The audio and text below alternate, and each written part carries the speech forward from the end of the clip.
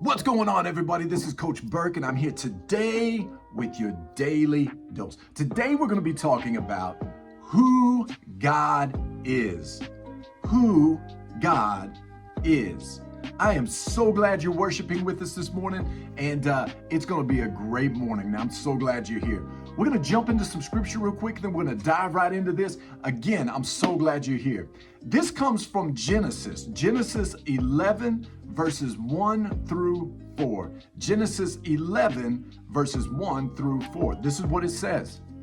The whole earth had a common language and a common vocabulary.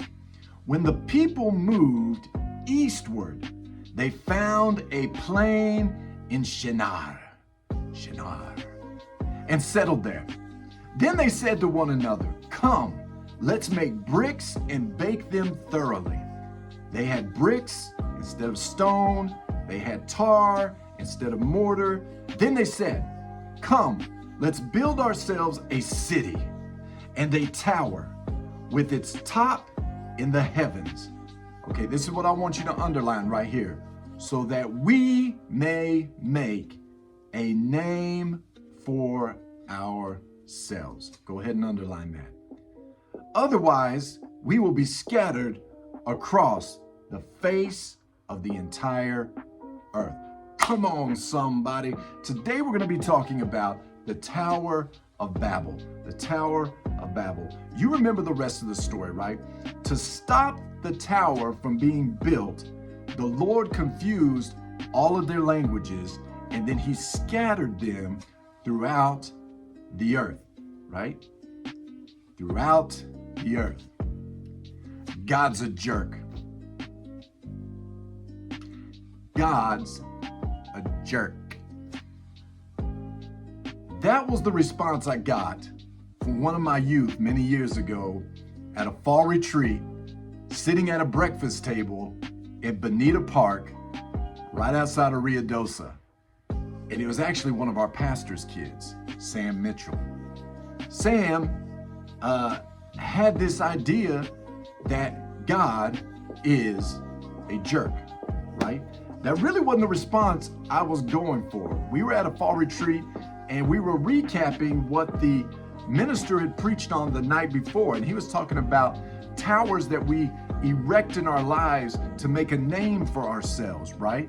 And how when those towers don't get built or our accomplishments aren't recognized, that we blame God, right? Or we get mad. And he was talking about tearing down the temples and stuff that we build in our own lives and allowing God to build something for his glory, right? So that was the gist of kind of what the speaker was talking about.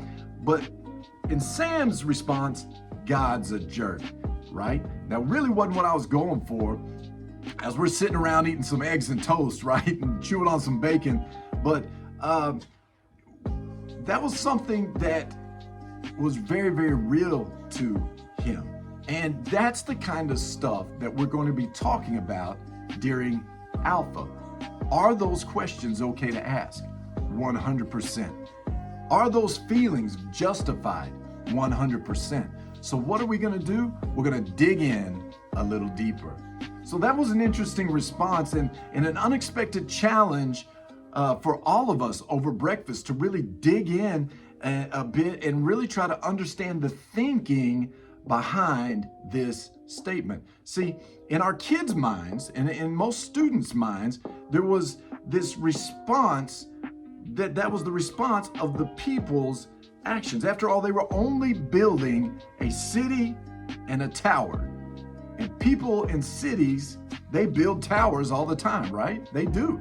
And God just drops in and he confuses their language and he scatters them out across the earth, right? Sounds kind of like a cosmic bully, if you ask me, right? Is that kind of what you think? It's kind of like these guys are minding their own business. They're just trying to make a name for themselves. They're building a building. God shows up. He confuses the language. He scatters them across the earth. Sounds kind of like a cosmic bully. See, you guys, students, have a way of cutting right to the heart of an issue, right? You don't dance around it. You don't try to be politically correct about stuff. You speak your mind, and that's why I love youth ministry. It's because we don't play the political games. You have questions, you have feelings. Most of the time that filter doesn't come in till you get into your late 30s or whatever, right? Or early 30s. So here's it. Whether we did a good job of explaining the story to Sam and the rest of the kids, time will be the tell. I don't know. But in thinking more about the specific issue, I think students point out a tendency that we share as adults, namely this.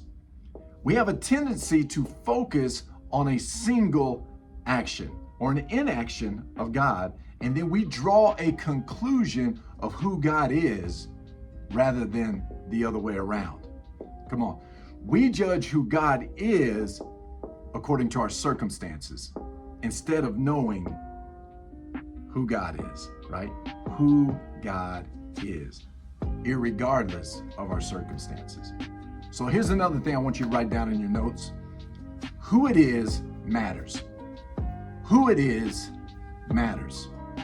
For the sake of time and illustration, I just want to, when I was creating this and writing this was just what came to mind. Let's imagine another incident involving a tower, okay, a tower. Let's say my kids, Jackson and Jade, are about 5 and 6 years old, right? And they're building a tower out of Legos in our front yard. And they spend hours, right? They're very proud of their work. They're proud of their craftsmanship. They've worked long and hard on this structure, and it's reaching up to a substantial height, and it's stable, it's looking amazing. And now let's say that the neighborhood bully comes riding up on his bicycle. He comes riding up and he pulls his bicycle and he skids into our yard, and he comes up and he just bounces the curb and he comes running up to the kids and immediately knocks down their tower. Then without any kind of explanation to that, he hops back on his bike and he takes off, and they don't see him again till the next day, right? The bully comes in, knocks down their tower, no explanation, jumps back on his bike, takes off. But let's say that same tower is built, but it's not the neighborhood bully that comes out, it's me, right? Their dad, their pops, right? As Jade likes to call me, the old man. And I come out from the front yard and I see their tower, and I knock it down. And I knock it down and I turn around and I walk back inside. And here's the thing. I didn't say a word. Same action. They spent all this time, they're proud of it, spent all this time on it. But I come in, I knock it down. You have the same results, but a different person was doing the demolition, right? Hopefully there's a difference in the interpretation for the same incident. Hopefully my children know me well enough by this point in their life to give me the benefit of the doubt. They may not understand why I knocked it down. They may not understand why I did what I did, but hopefully because they know me, that they still look past the disappointment of who Dad is, right? And they interpret my actions in light of who they know me to be. So let's talk real quick about God's full character. So there's been a lot of times as a dad that Cayenne and I have had to make hard decisions for our family. Kids don't understand it, but it's for the better of our family, right? It's to protect, it's to keep safe, it's for maybe another, to keep for another blessing, right? And we don't always explain our decisions or our actions to our kids, but we always have their best interest in mind. God's full character.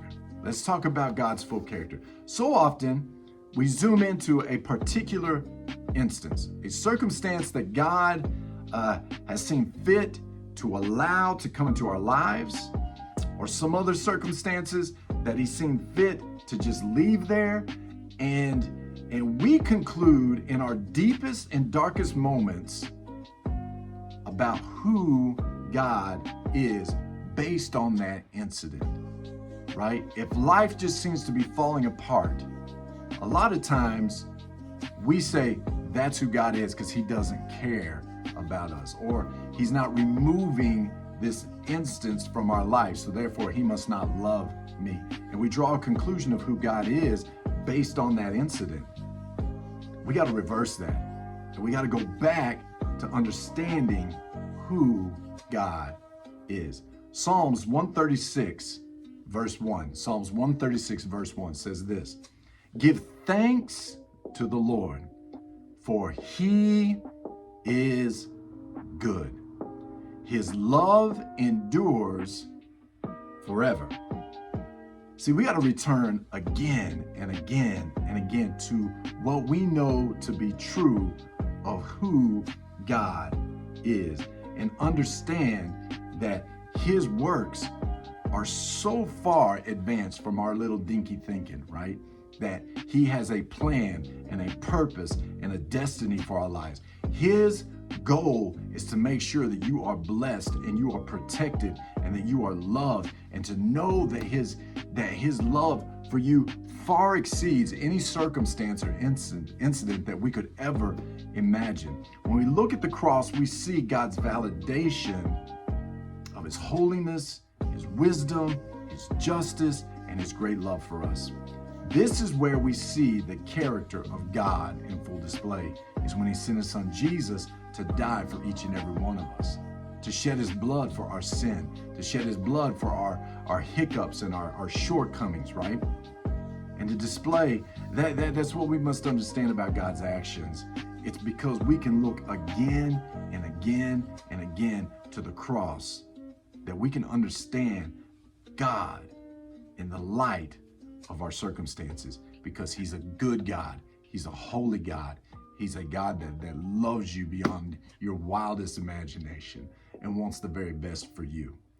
Not for our glory, for his glory, right?